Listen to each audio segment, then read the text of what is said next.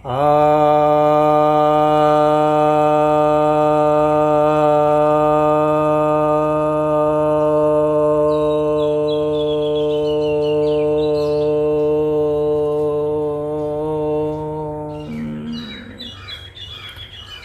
सभी भक्तजनों को सप्रेम नमन। भक्तों, एक जिज्ञासा आई है कि क्या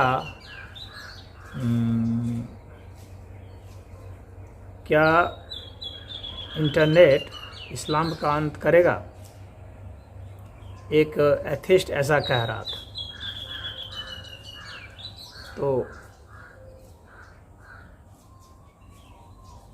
इंटरनेट आने से यह हुआ है, सोशल मीडिया से यह हुआ है कि आप कोई भी व्यक्ति अपने विचारों का प्रचार प्रसार कर सकता है और दूसरे लोग सुन सकते हैं। कोई कहीं से पढ़ सकता है, किसी चीज़ को लिखा हुआ अनुवाद पढ़ सकता है। तो जो बातें अभी तक अरबी में थी वो अनुदित हो करके बहुत सारी भाषाओं में हो गई है।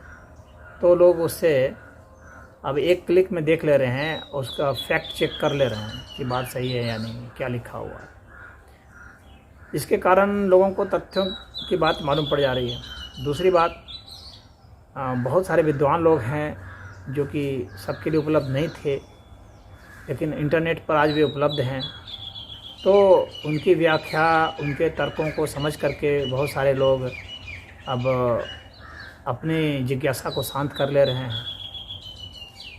तो ऐसे में इसने क्रांति तो ला ही दी है इंटरनेट ने, और विचार का प्रचार प्रसार बहुत तेज़ हो गया है, और ज्ञान का प्रचार प्रसार बहुत तेज़ हो चुका है, और लॉजिकल बातें बहुत ज़्यादा हावी हो गई हैं। विज्ञान की सारी शोध खोज सबके सामने में है। तो इसके कारण यह हो रहा है कि कोई बात अब छिपी नहीं है, उजागर हो जा रही है। आप बहका नहीं सकते किसी को कि नहीं यह लिखा है, लोग तुरंत चेक कर रहे हैं। तो बहकाने, फुसलाने, धोखा देने की बातें अब नहीं रही वैचारिक स्तर पर। तो वैचारिक स्तर पर तो आप धोखा नहीं दे सकते। अब कहाँ क्या लिखा हुआ है, क्या मंतव्य है, हर कुछ अब स्पष्ट होता जा रहा है। चाहे कोई किसी भी धर्म का मानने वाला व्यक्ति है, कोई भी धर्मावलंबी है। तो अब इस्लाम में तो बहुत सारी कमजोरियां हैं, तार्किक, वैज्ञानिक और मानवीय कमजोरियां हैं। उसमें अमानवीय व्यवहार की बातें बहुत ज़्यादा हैं। उनका इतिहास रक्त रंजित है, और बहुत इतिहास में जो उन्होंने एब्यूज़ किया है हिस्ट्री को, काफ़ी जो अत्याचार, जुल्म ढाए हैं, वे सब अब उजागर हो रहे हैं, छिपाए नहीं जा सकते। और काउंटर जो है काफ़ी रिसर्च हो रहे हैं। तो उस विषय में बहुत लोगों ने ध्यान देना शुरू किया है। तो अब यह बात आ गई है सामने में कि अब बहस करना एक मजबूरी हो गई है। आप या तो शट डाउन होकर के इंटरनेट से हट जाएंगे तो आप एक बहुत छोटे से दायरे में रह जाएंगे, लेकिन आप हट जाएंगे तो इसका मतलब तो यही हो गया कि आप हार के हटे हैं। तो आपके मन में ग्लानि भाव तो होगा ही कि भाई ये सही नहीं है कुछ ना कुछ।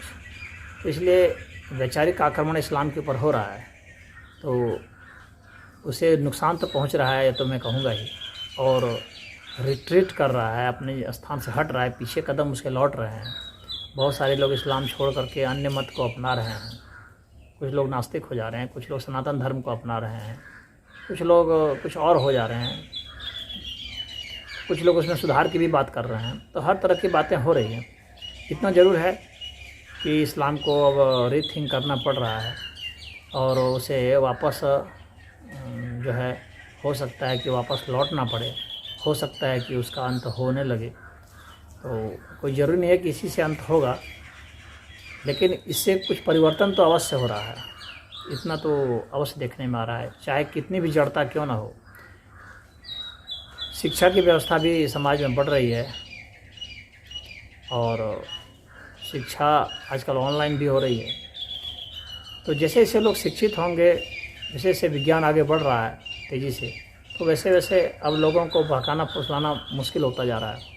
तो अब यह ज़रूर है कि इंटरनेट से, सोशल मीडिया से बातें बहुत तेज़ी से फैल रही हैं और हलचल पैदा कर रही हैं, दिमाग में उथल पुथल हो रहा है। तो इसलिए दंगे फसाद भी बढ़ सकते हैं, क्योंकि एक जो हारती हुई बाजी खेल रहा है, हारता हुआ युद्ध लड़ रहा है, तो वह कुछ उपद्रव तो करेगा। लेकिन धीरे धीरे क्योंकि वैचारिक रूप से कमज़ोर पड़ रहा है, तो शब्दों को तोड़ के मोड़ के इधर उधर करके अपने को ज़िंदा रखने की कोशिश करेगा, लेकिन अंततः हार हो ही जाएगी। क्योंकि झूठ के पाँव तो होते नहीं हैं। आप कितना भी नकली पाँव बनाएं, वो पाँव बनेंगे नहीं, और पकड़ में आ जाएगी बात आपकी, छुपाने पर भी नहीं छुपेगी। तो इंटरनेट ने ऐसा कर दिया है कि माहौल तो बदल ही दिया है, और रुख तो इस्लाम के विपरीत जा रहा है, इसमें कोई दो राय नहीं है। तो अब आने वाला जो समय है इधर 50 वर्ष का, ये इस्लाम के लिए तो या तो सुधार लाएगा या तो इसे तोड़ देगा, बहुत नुकसान इसे पहुंचाएगा, और इसमें सिर्फ गंवार लोग रह जाएंगे। अब मुस्लिम, अपने को मुस्लिम कहना मतलब अपने को गंवार कहना जैसा हो जाएगा। नैरेटिव ऐसा सेट हो जाएगा कि अगर कोई कहता है कि मैं मुस्लिम हूँ, इसका मतलब कि लॉजिकल व्यक्ति है, इसका मतलब है गंवार व्यक्ति है, जाहिल है, ऐसा ही सिद्ध होगा। तो इस तमगे से वे बचना चाहेंगे और घोषित करेंगे कि भाई मैं नहीं मानता। जो मरने जीने इन सब के जो रीति रिवाज हैं, इन सबको भले मानता रहे, लेकिन अन्य जो धर्म के आधार पर जो बातें हैं उसको तो खैर उसे कहना पड़ेगा कि ये सब बकवास है, मैं नहीं मानता। ऐसा कहने से वैचारिक हमलों से बच जाएगा, अन्यथा वो क्रोधित हो जाएगा और फिर झगड़ा विवाद और मारपीट करेगा। हालांकि इस्लाम में तो बस इस्लाम के विरुद्ध सुनने के लिए कुछ कहा नहीं गया है, कहा गया कि बिल्कुल मुकाबला करो और मारो पीटो, दंगा फसाद करो। तो इस तरह की बातें उन लोग को बताई गई है, लेकिन आप कितना मारपीट कर सकते हैं, क्योंकि हर देश का कानून है अपना। मारपीट करेंगे तो आपको जेल में जाना पड़ेगा।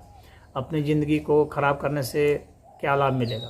तो ऐसा मुस्लिम भी सोच सकता है कि हम अपनी ज़िंदगी क्यों ख़राब करें मोहम्मद के चक्कर में। मोहम्मद को कितना डिफेंड करेंगे आप? नहीं डिफेंड कर सकते, क्योंकि इतने कुकर्म हैं और वैचारिक स्तर पर इतने जो है कमजोरियां हैं, इतनी कुतर्क वाली बातें हैं कि आप डिफेंड नहीं कर सकते। बड़े से बड़े पढ़े लिखे लोग भी डिफेंड नहीं कर सकते।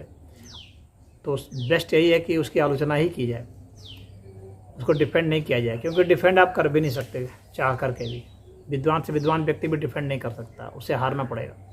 तो विद्वान व्यक्ति कभी भी ऐसे पॉइंट को नहीं पकड़ेगा जिसमें कि वह हार जाए, वो सदैव ऐसे ही पॉइंट को पकड़ेगा जिसमें उसकी जीत हो। तो वह इस्लाम की आलोचना पर ही आएगा, इस्लाम के डिफेंस पर तो नहीं आएगा। डिफेंस पर जो आएगा उसे तो डिबेट से भागना ही पड़ेगा। और आप देख रहे होंगे सोशल मीडिया पर बहुत डिबेट भी चल रहा है इंटरनेट पर, जिसमें कि इस्लाम वाले हार ही जाते हैं, कहीं नहीं जीतते हैं, कहीं जीत ही नहीं सकते। तो धीरे धीरे वे भी खुद इस्लाम के विरुद्ध बोलने लगेंगे, क्योंकि सत्य जो है सदैव अपना झंडा गाड़ ही देता है।